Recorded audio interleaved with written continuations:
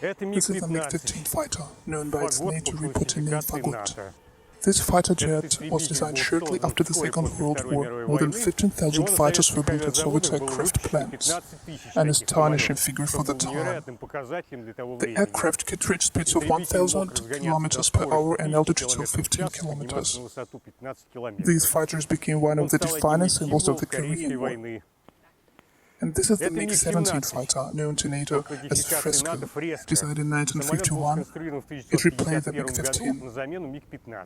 It climbed faster and was easier to handle than its predecessor. Around 8,000 were produced at Soviet aircraft plants. The MiG-17 first saw combat over the Taiwan Strait in 1956 against US aircraft. This is MiG-19 fighter, known to NATO as Farmer. This aircraft was designed in 1955 and around 6,500 were built at Soviet aircraft plants. The model's primary role was air defense. It could reach altitudes of 18 kilometers and speeds of 1.5 kilometers per hour.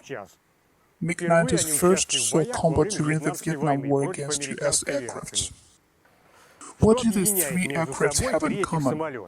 First, they were all built at aircraft plant number 21 in the city of Gorky, now it's Nizhny Novgorod, where we're standing on the site of the former plant. Secondly, they all became symbols of the Cold War, the confrontation between the Soviet Union and the United States, the Eastern Bloc and NATO. Moreover, the fighters took part in attempts to intercept American U-2 reconnaissance aircraft. In 1956, the CIA launched a secret Operation Aqua Tune, which covered flights were conducted over Soviet territory for the next 4 years. The Americans believed that their missions were intended to preserve peace, to guard against the threat of a surprise attack from the Soviet Union. But the Soviets, however, took the opposite view. They believed that the Americans conducted reconnaissance preparing a surprise attack on the Soviet Union. The Russians were prepared to do whatever was necessary to avert the threat, and some aircraft were specifically designed here to intercept U-2s. Eventually, the reconnaissance aircraft was shot down by a missile made at a neighboring plant. Based on CIA archives, documents from the Soviet Ministry of Defense, the archives of Soviet media organizations, and the recollections of those involved, this book tells the true story of U-2 reconnaissance flights over the Soviet Union and Cuba.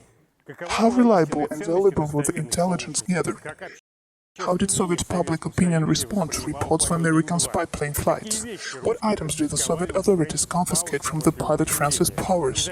Why was the U-2 pilot supplied with women's jewelry and a watch before takeoff? And finally, how close do the U-2 flights bring the world to nuclear war?